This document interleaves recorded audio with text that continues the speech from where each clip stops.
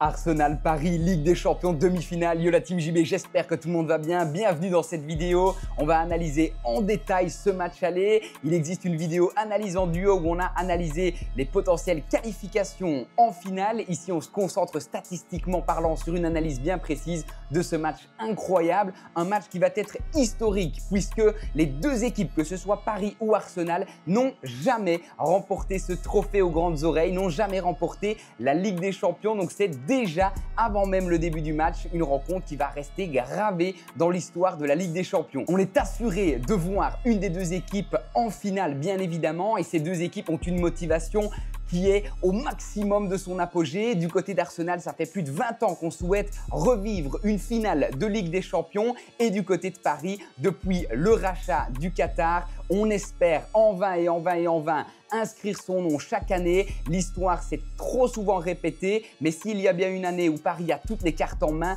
c'est cette fois-ci. Cette année, l'équipe de Luis Enrique ne possède pas de grandes stars individuelles, mais possède un collectif exceptionnel. Et donc, les deux équipes sont motivées et ont toutes les deux des armes pour faire un match incroyable et potentiellement se retrouver en finale. On voit ça tout de suite. Parlons tout d'abord de la forme actuelle. Du côté de Paris, on a réalisé une super saison. On est déjà champion de France, mais on vient de dire adieu à un potentiel record d'invincibilité en Ligue 1. Les Parisiens se sont ratés ce week-end face à Nice, 3-1. Ils se sont donc inclinés et malheureusement, ils ne finiront pas invaincus cette saison dans leur championnat. Cependant, la dynamique reste très bonne. Les Parisiens ont réalisé un bon match. Ils se sont simplement heurtés face à un gardien niçois qui a fait le meilleur match de sa vie.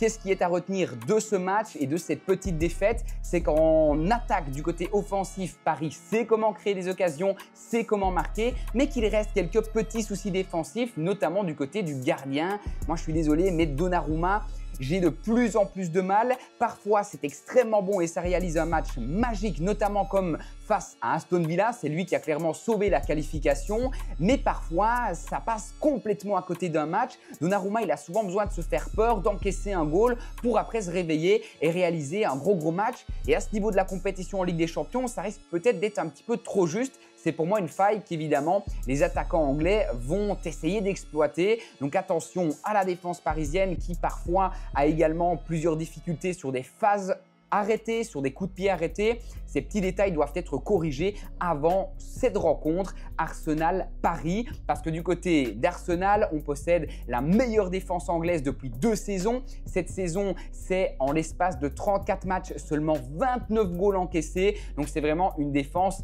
béton, que ce soit la défense, le gardien, ça fonctionne parfaitement. Il y a une cohésion incroyable. On l'a vu face au Real Madrid, les défenseurs sont toujours 2 sur un attaquant. Donc, c'est une défense qui se comprend extrêmement bien, qui communique très bien. Toujours 2 défenseurs sur un attaquant et ça marche. Ça peut jouer en bloc bas. Arsenal a un style de jeu, on va le voir juste après, complètement différent de celui de Paris. Mais Arsenal a évidemment des éléments particulièrement bons en défense, mais aussi en attaque. On a depuis très peu le retour de Saka. Saka qui fait vachement du bien à cette équipe anglaise et surtout du mal aux équipes adverses. On a toujours les absents de longue date, Gabriel Jesus, Havertz qui ne seront pas de retour pour ce match en Ligue des Champions. Donc on a une profondeur de banc qui est un petit peu moins bonne du côté d'Arsenal, un petit peu plus faible parce que du côté de Parisien, ça c'est un point positif à noter de leur côté. Le banc est extrêmement bon. On a une attaque qui est plus que prolifique avec Dembélé, Barcola Odoué, Xvara. C'est exceptionnel en attaque ce qui est proposé du côté de Paris avec, comme je le disais, une profondeur de banc qui est très bonne. S'il y a des cartons, un blessé ou un joueur fatigué, peu importe, du côté de Paris, on saura largement le remplacer par un joueur tout aussi qualitatif ou presque, alors que du côté d'Arsenal, mais un petit peu moins. Comme la profondeur de banc est moins bonne, qu'il y a encore beaucoup de joueurs à l'infirmerie, blessés, etc. S'il y a des éléments clés du côté d'Arsenal qui se blessent notamment, ça risque d'être compliqué de les remplacer. Il y a plusieurs autres points importants à prendre en compte dans cette confrontation.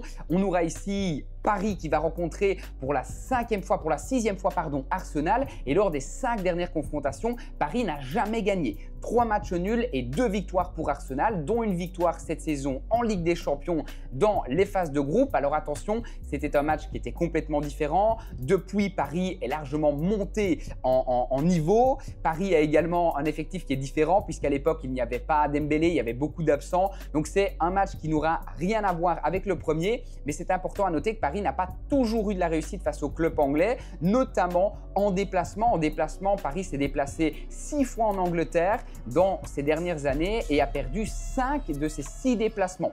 Donc voilà, même si Paris a réussi à éliminer Liverpool et Aston Villa, en déplacement, ça n'a jamais été évident. Au niveau maintenant du style de jeu, on a 2 équipes qui jouent complètement différemment. Du côté de Paris, ça marque énormément parce que ça met un gros pressing, ça joue très fort en attaque offensivement, alors que du côté d'Arsenal, mais c'est un petit peu différent. On est beaucoup plus dans la maîtrise avec, on l'a vu, une très bonne défense. On peut clairement faire un petit peu le dos rond pendant une première mi-temps, comme ça a été le cas lors des 2 matchs face au Real Madrid, et puis ensuite lâcher les chevaux, profiter des ouvertures qui se sont créées et aller marquer de nombreux goals. On s'est marqué du côté des 2 équipes. Du côté de Paris, comme on l'a dit, il y a des petites failles en défense, mais ça joue fort. Ça joue fort dès le début. On l'a vu face à Liverpool, que ce soit au match aller ou au match retour. On l'a vu face à Aston Villa. On l'a vu cette saison également en Ligue 1. Paris, ça donne tout en attaque avec une belle communication au niveau des attaquants.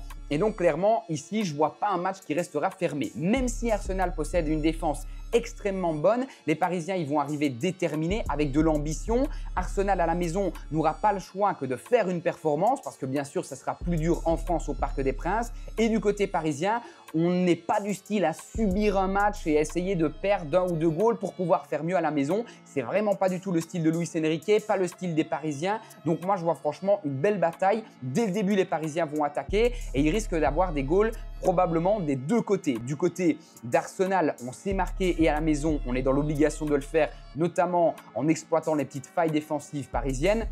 Et du côté de Paris, le gros élément fort, c'est l'attaque et donc on va, dès ce premier match, essayer d'aller chercher un match nul pour pouvoir terminer le travail à la maison. Donc je pense qu'on aura donc droit à un superbe match pour ce match aller entre Arsenal et Paris. Je vais donc sur ce match proposer 4 pronostics, format un tout petit peu différent. Il va y avoir un ultra safe, un fun et un buteur. 4 pronostics que je propose pour cette rencontre. Attention, ça ne reste évidemment que mes avis. Il n'y a aucune obligation de jeu derrière cette vidéo. Mes avis sont les suivants. En pronostic ultra safe, pour une petite cote à 1,30, on peut aller chercher le over 1,5, le plus d'1,5 goal dans la rencontre, donc au minimum 2 buts. Moi, je vois un match, comme je vous l'ai dit, ouvert avec franchement des forces offensives qui sont intéressantes des 2 côtés. Arsenal pourra profiter des faiblesses défensives des Parisiens et les Parisiens, avec leur style de jeu, leur confiance, leur dynamique et surtout leur effectif offensif, leur profondeur de banc, vont également pouvoir marquer des goals. C'est donc le pronostic ultra safe que je propose. Dans la même lignée, en pronostic safe, je propose les 2 équipes marquent, une belle cote à 1,80. Malgré la bonne défense de Arsenal, je pense que Paris va, dès ce match aller, comme ils l'ont montré face à Liverpool, face à Aston Villa, vouloir marquer, vouloir réaliser un bon score pour pouvoir revenir à la maison, terminer le travail. Donc honnêtement, moi je vois une belle bataille. Déterminer le vainqueur, c'est assez compliqué, mais il y a quelque chose à faire au niveau des cotes. C'est ce qui nous amène au pronostic fun. Au pronostic fun, je vais partir sur la victoire de Paris et plus d'1,5 goal dans le match. Une énorme cote à 4,20. Pourquoi est-ce que je pars du côté de Paris? Tout simplement parce que la cote me semble être une belle opportunité, une value bet. Sur ce genre de match, on est pour moi pratiquement sur du 50-50. Alors, il y a peut-être évidemment un petit avantage à Arsenal parce qu'on le sait, à la maison, c'est plus facile avec une bonne défense, etc. Mais les cotes me semblent disproportionnées du côté parisien, coté à plus de 3,50 pour la victoire et donc à 4,20 avec la victoire et le nombre de goals. Ça me semble une belle opportunité avec une toute petite mise. On peut se faire plaisir pour soutenir les Parisiens qui sont tout à fait capables de réaliser un résultat en Angleterre. Et pour terminer, le pronostic buteur, je pars sur Dembélé buteur. Dembélé qui réalise la meilleure saison de sa vie, qui a été exceptionnelle en championnat en France, en Ligue 1 et qui est très bon en Ligue des Champions. Attention, Dembélé, il a été un petit peu plus effacé, moins voyant sur les quarts de finale face à Aston Villa, que ce soit au match aller ou au match retour. On n'a pas vu un énorme Dembélé comme il l'a pu l'être sur différents matchs. Et donc, je le vois ici clairement vouloir se remontrer à nouveau. Il est à la course pour un ballon d'or, on le sait. Et le poids d'un goal en Ligue des Champions en demi-finale pour remporter le ballon d'or, il est plus qu'important. Et donc, je pense que clairement, Dembélé va vouloir se montrer sur la fin de cette compétition, sur les deux demi-finales aller et retour et potentiellement sur la finale. Dembélé va vouloir se montrer, continuer à marquer des goals. Si je ne dis pas de bêtises, il en a déjà marqué 7 sur cette Ligue des Champions. Et donc, il est coté aujourd'hui à plus de 3, à 3,10. C'est donc une belle cote à aller chercher avec Dembélé buteur. J'espère que vous avez kiffé cette vidéo. Dites-moi en commentaire quels sont vos pronostics sur ce match. Et bien sûr, demain, rendez-vous pour une autre vidéo entre Barça et l'Inter de Milan. Une analyse du match aller. C'est ce qui vous attend demain. Donc, n'hésitez pas à bien vous abonner à la chaîne pour ne rien rater. Ciao, bon match à tous.